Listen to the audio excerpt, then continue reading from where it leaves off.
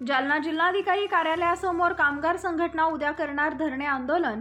24 August रोजी जालन्याच्या गजकेसरी steel कंपनीत झाला होता स्टील भट्टीचा स्फोट। गजकेसरी कंपनीच्या मालकावर गुन्हा दाखल करण्याच्या मागणीसह प्रदूषणकारी कारखाने बंद करण्याच्या मागणीसाठी उद्या कामगार संघटनेच्या वतीनं करण्यात येणार धरणे आंदोलन। स्टील स्फोट दुर्घटनेत 34 कामगार जखमी झाले होते, त्यापैकी 5 कामगारांचा दुर्दैवी मृत्यू झाला।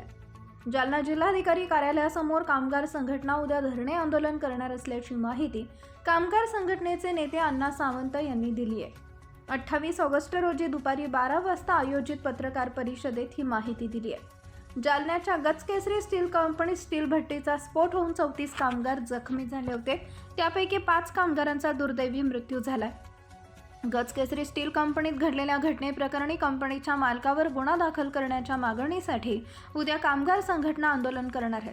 याचबरोबर प्रदूषणकारी कारखाने बंद करावेत यासह स्टील कंपनी जालन्यातील युवकांना रोजगार देण्याच्या मागणीसाठी एकदिवसीय धरणे आंदोलन करण्यात येणार असल्याचं अण्णा सावंत म्हणाले।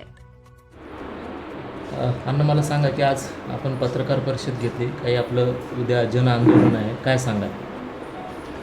उद्या कलेक्टर ऑफिससमोर आमचं धरणे आंदोलन आहे।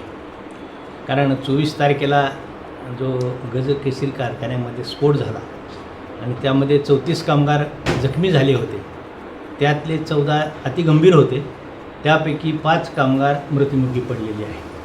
आणि म्हणून आज आम्ही पत्रकार परिषद घेतलेली आहे। ह्या कंपनीच्या मालकावर गुन्हा दाखल झाला पाहिजे, ही आमची मागणी आहे।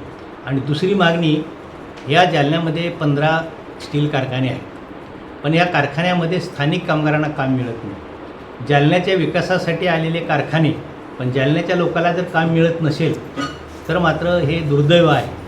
आणि काम तर मिळत नाही, परंतु या कारखान्यामधून फार मोठ्या प्रमाणात विनाशकारी प्रदूषण होतं आणि प्रदूषणामुळे माणसाचे जीवन धोक्यात आलेले आहे।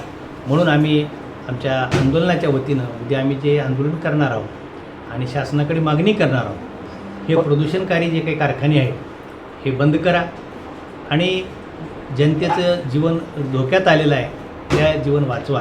आणि दुसरं, गजलक्ष्मी कारखान्याच्या मालकावर मनुष्यवधाचा गुन्हा दाखल करा, या मागणीसाठी उद्या आम्ही बसणार आहोत।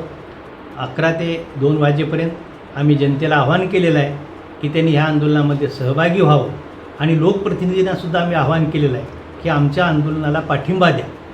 जालन्याचे उद्योगामुळे, प्रदूषणामुळे जालन्याच्या लोकांचं जीवन धोक्यात आलेलं आहे, ते जीवन वाचवण्यासाठी आणि जालना प्रदूषणमुक्त करण्यासाठी उद्याचं हे आमचं आंदोलन आहे।